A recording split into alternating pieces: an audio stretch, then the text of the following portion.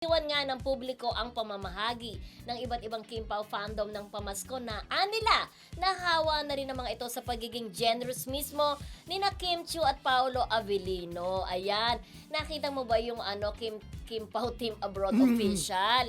'Di ba nagkaroon sila ng Christmas party dun sa mga less fortunate children sa Cebu, sa Bantayan Island, 'di ba? Na pinagungunahan ito syempre ng ating kaibigan na napakasipag talaga. At generous. Generous talaga na si Emily Gomez. Alam mo, diba? ang laki talaga ng Oo.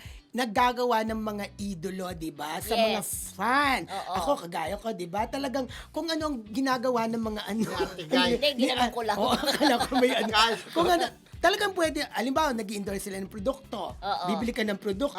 Supportahan Eto, nila. may mga kawang gawa sila. Gagawin mo rin, kagaya ng ginagawa ng Team Abroad Abroad official. official. At saka Kim hindi Pao, lang yun, Kim pati Pao. yung Kim Pao Green Heart Unity na nag-sorry sa atin, di ba? Oo. Yung Kim Pao Green Heart Unity, nakita ko naman, namigay sila ng mga pagkain, ng mga giveaway sa mga grocery items sa mga nakikita nila sa street. Oo. Parang street, may makita silang mga pulubi, namigay sila ng mga groceries sa pang Noche Buena. Kaya nakakahawa. Dahil ang balita natin si Kim daw talaga ay yung ibang mga binibigyan niya ng charity, hindi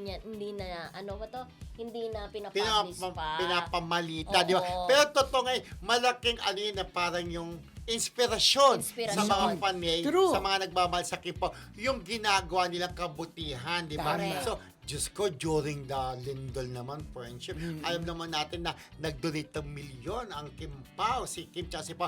Tapos, nagbigay pa ng construction na sa mga bahay na At saka malay natin yung ibang fans. Inspiration ibang sila. fans nila, ha, hindi lang nabo-broadcast o hindi lang napopost. Gumagawa rin sila ng kawang gawa, Oo. di ba? Ang Kim Pao United meron din kasi makikiisa din sila sa gift giving ni Kel Nathan eh. Ay, Diba? bongga, yun. Pupunta O, yun. sila?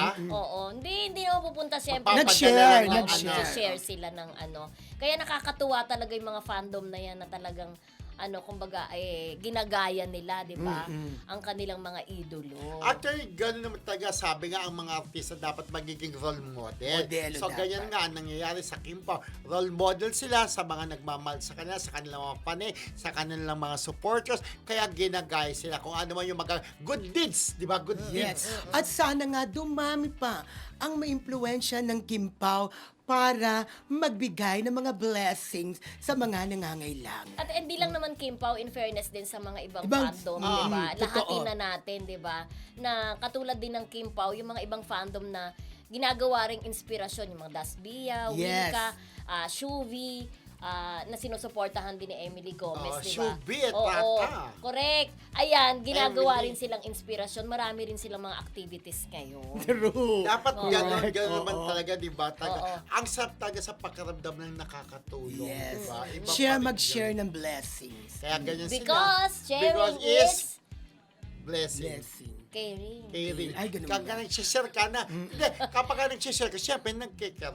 It's better to give. Than to receive. Pero Pero ako, umaalma. Hindi, pero ako gusto ko rin tumanggap kasi Pasko ngayon. Oo. Kung may magpapadala, why not? Pero ang Diba? sarap din kasi Merry talaga Christmas. tumanggap ng regalo. Ibig sabihin, pinapahalagahan ka ng tao. Correct na. Diba? At thank you very much again, Ate Alice Lopez, kay si Ate Eva Eva Bautista. Bautista. Thank you, Eva Bautista. At saka syempre ang ating kay Ate Carmen Dolanas. Yes, Ate And of Carmen. course, si Emily Gomez. isa pa nabagin ko na si Emily Gomez. Thank you very much, Emily Lina? Gomez. Hindi si Ate Alice Lopez. Ate Alice. Okay. Thank you very much, Ate Alice Lopez, Emily Gomez, Ate Carmen Dolanas. Marcelita ng UK din. Yes. Thank you very much and Merry Christmas po sa inyong lahat. Okay.